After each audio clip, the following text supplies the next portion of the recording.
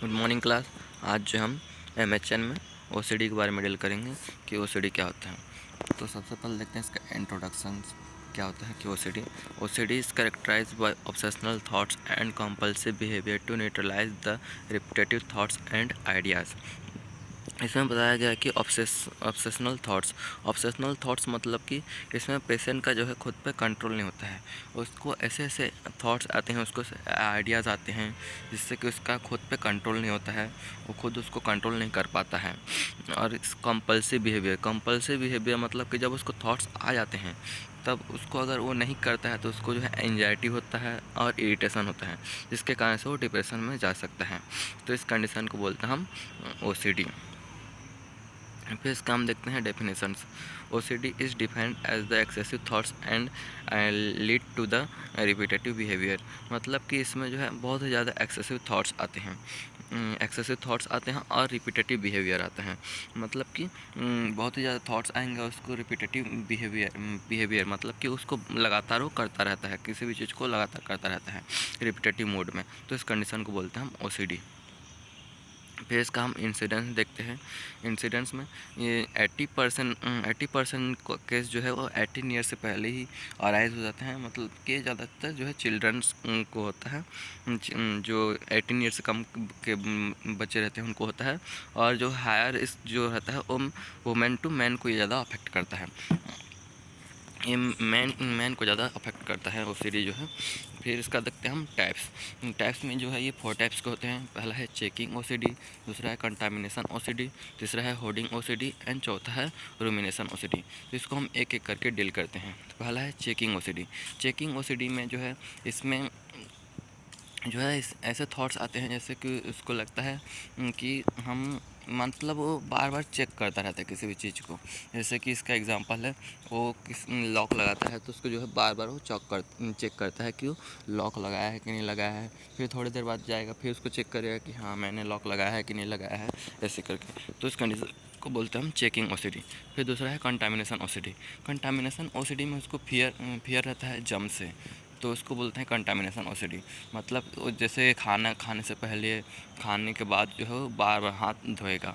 तो इस कंडीशन कि उसको लगेगा कि मेरे हाथ में जम्स तो नहीं है, और उसको जो है लगातार वो हाथ धोता रहेगा। तो उस कंडीशन को बोलते हैं हम कंटामिनेशन ओसीडी।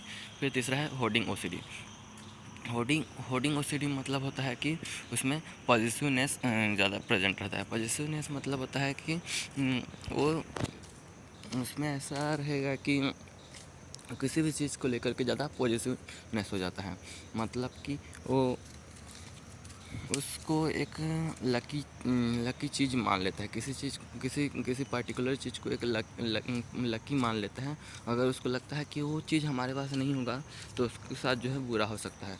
तो ऐसे उसमें कंडीशन आकर हो सकते हैं। तो इसको बोलते हैं हम होर्डिंग ओसीडी। फिर चौथा है रूमिनेशन ओसीडी। रूमिनेशन ओसीडी में ऐसा होता है कि कोई भी छोटा सा चीज़ है या फिर कोई बड़ा मैटर नहीं है, लेकिन उसके बारे में वो ज़्यादा सोचता रहता है। तो इस कंडीशन को बोलते हैं होर्डिंग ओसीडी, जिसके बारे में थोड़ा उतना सोचने की ज़रूरत नहीं है, उतना जानने की ज़रूरत नहीं है। छोटी सी, बिल्कुल ही छोटी सी चीज़ है, लेकिन उसके बारे में उसका बिहेवियर जो है बहुत ही ज़्यादा रहता है, उसके बारे में बहुत ही ज़्यादा वो सोचता रहता है। तो उस कंडीशन को बोलते हैं हम रूमिनेशन ओसीडी। फिर इसका हम देखते हैं इटियोलॉजी।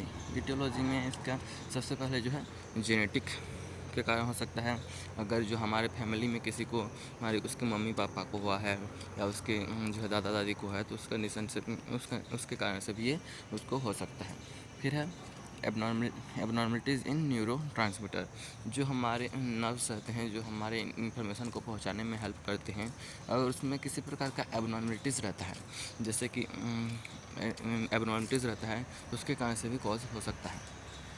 फिर है चाइल्डहुड ट्रॉमा मतलब कि बचपन में अगर किसी को कोई ट्रॉमा हो गया हो, मतलब चोट लग गया हो उसको, तो उस कंडीशन से भी उसको हो सकता है।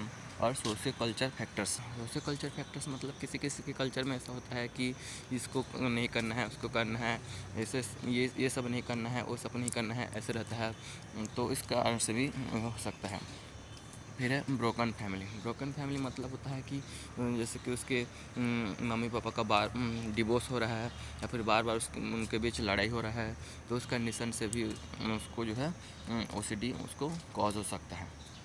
और उसके जो है फैमिली साथ नहीं रहते हैं, तो इस कंडीशन से हो सकता है। फिर है PTSD। PTSD मतलब post traumatic stress disorder. Post traumatic stress disorder मतलब अगर उसको पहले किसी प्रकार का ट्रॉमा या फिर इंजरी हुआ है, तो उसके बारे में जो है वो ज़्यादा सोचता है, और उसके कारण से जो है वो इसको डिप्रेशन हो जाता है, तो उस कंडीशन से भी ये आकार हो सकता है। फिर है डेवलपमेंटल फैक्टर्स के कारण भी।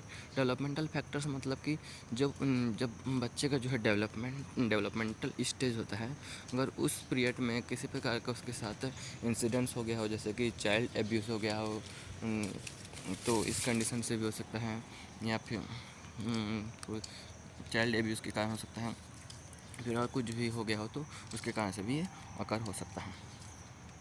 फिर है क्लिनिकल मैनिफेस्टेशन। क्लिनिकल मैनिफेस्टेशन में जो है उसको सबसे पहले जो है ऑब्सेसिव थॉट्स आएगा, उसको जो है बहुत ज़्यादा थॉट्स आएंगे, और ऑब्सेसिव इमेज मतलब कि उसको लगेगा, उसको बहुत ही ज़्यादा इमेज शो होगा, जैसे कि कंटामिनेशन OCD का एग्जांपल ले लेते हैं। उसके हाथ में जो है उसको जम्स टाइप्स के इमेज माइंड में शो होंगे कि मेरे हाथ में बहुत ही ज़्यादा जम्स हैं, तो जो है बार बार वो हैंड वॉशिंग करेगा।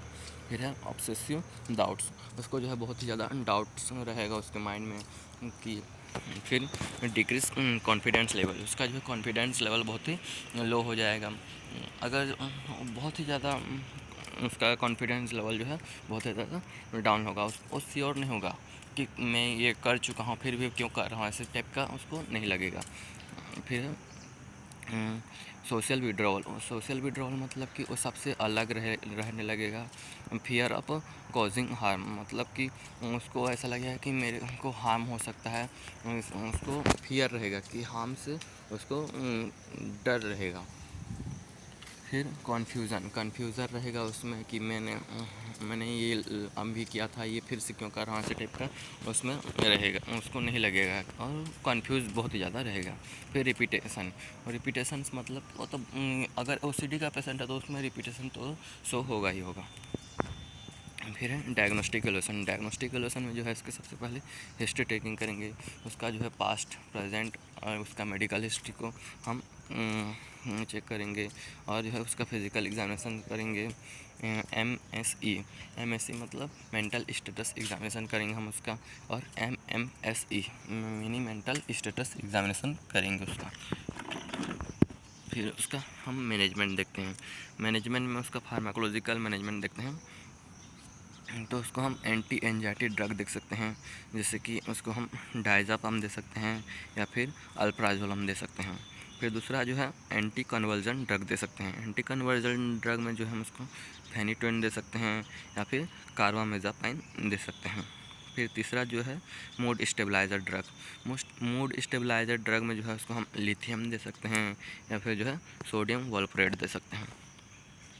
फिर अगर मेडिसिन के बाद जो है उसको हम कुछ थेरेपीज़ भी दे सकते हैं, जैसे कि एक्सपोजर थेरेपी मतलब कि जैसे उसको कुछ भी रिपीटेटिव बिहेवियर शो करता है, तो उसको हम एक्सपोज करने की कोशिश करते हैं, मतलब उस आदत को हम छुड़ाने की कोशिश करते हैं, उसको हम उस बिहेवियर को हम उसको करने नहीं देते हैं, तो उस कंडीशन को बोलते हैं हम एक्सपोजर थेरेपी। जैसे वो बार बार हैंड वॉशिंग कर रहा है, तो उसको जो है हम हैंड वॉशिंग करने से रोकेंगे, तो उस कंडीशन को बोलते हैं हम एक्सपोजर थेरेपी। फिर उसको हम बिहेवियर थेरेपी दे सकते हैं, उसके बिहेवियर को इम्प्रूव करने के लिए उसको बिहेवियर थेरेपी दे सकते हैं, और ग्रुप थेरेपी, इसको हम ग्रुप थेरेपी दे सकते हैं, और जो है ECT थेरेपी दे सकते हैं, उसके माइंड्स को इम्प्रूव करने के लिए, और उसके बिहेवियर को इम्प्रूव करने के लिए हम ECT भी करा सकते हैं। Thank you class.